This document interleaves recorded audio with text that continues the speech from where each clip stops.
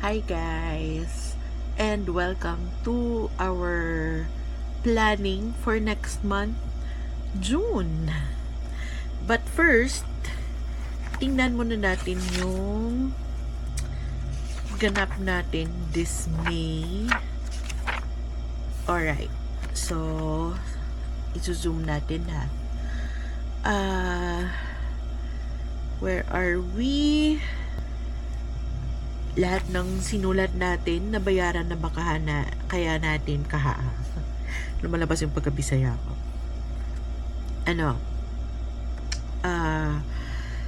Tingnan natin. For May 1, so nabayaran lahat. Mortgage, S-loan, at electricity. Tapos, S-loan 9. Actually, this one, we paid off. Kung nakita nyo po yung munting reel ko, nung binayaran ko na siya.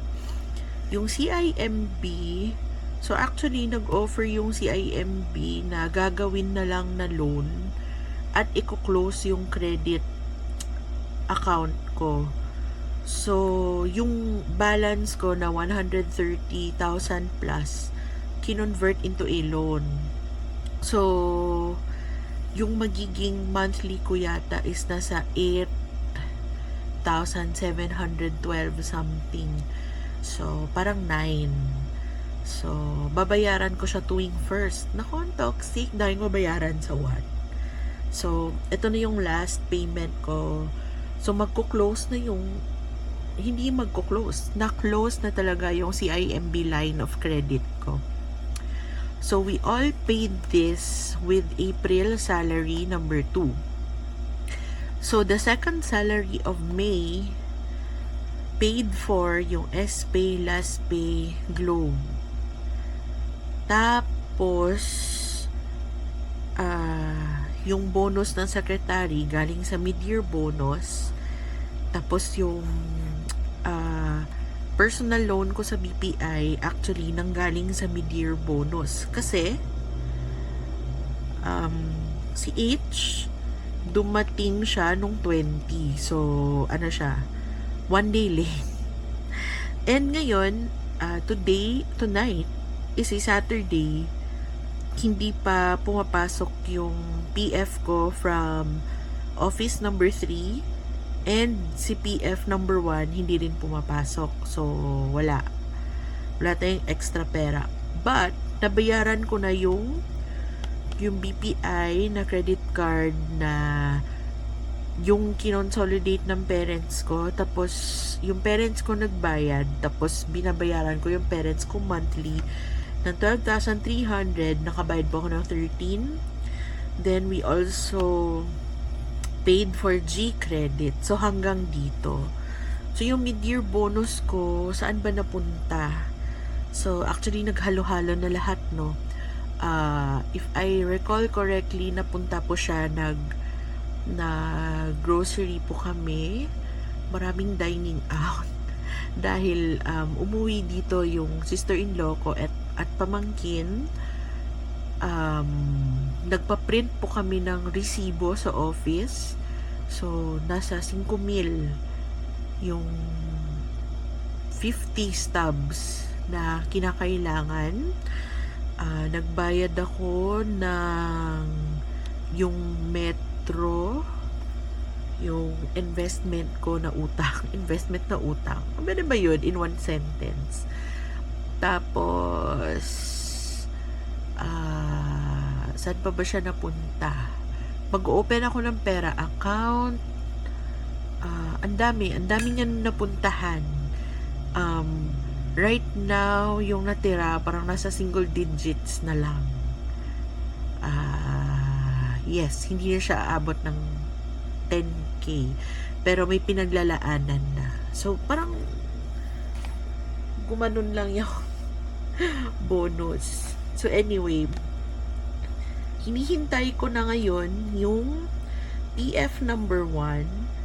So, malamang yung PF number 3 from office number 3, next month na natin ito makukuha.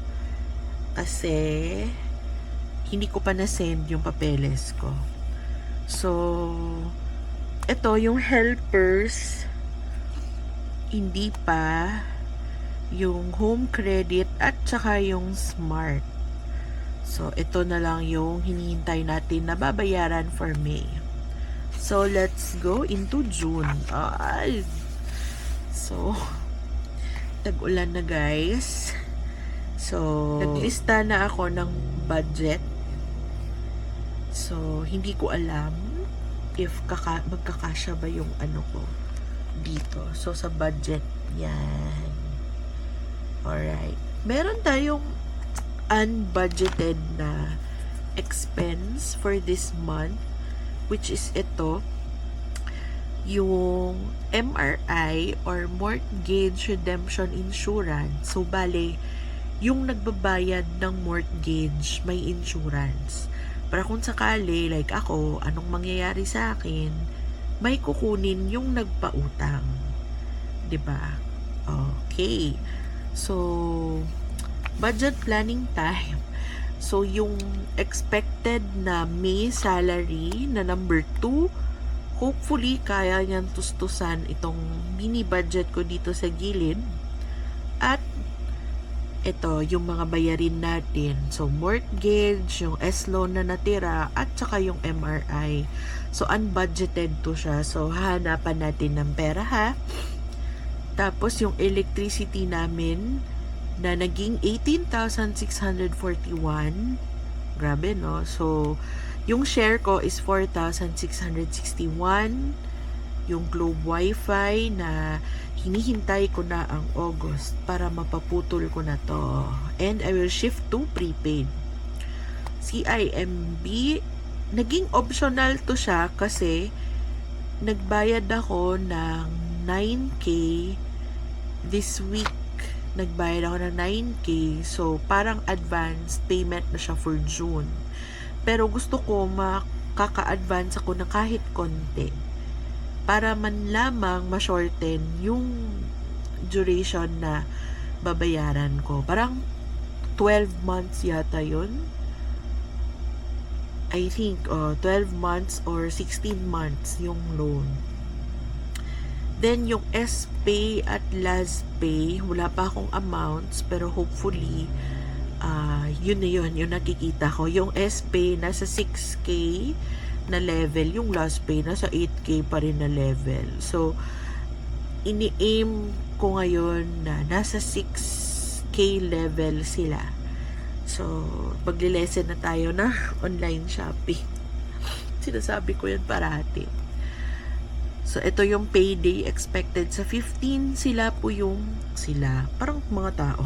Yung matatanggap natin sa 15, ito na yung magko-cover ng S-Pay, LazPay, Globe. Tapos, yung H ko na, hopefully, mako-cover niya yung personal loan. So, yung PF ko na from Office 3, sana papasok dito sa 22. Kahit hindi siya kalakihan. Pero, pwede na. And then, yung PF number 1 ko, sana dito sa 24. So, ano lang to ha? Estimate. Tapos, meron pa tayong babayaran na BPI credit card. So, yung 13, ito yung sa parents ko. And, hindi natin alam kung ano pa yung matcha-charge ko within this month until the cut-off. Yung G-credit, meron pa siyang 2,195 na hindi pa lumalabas. So,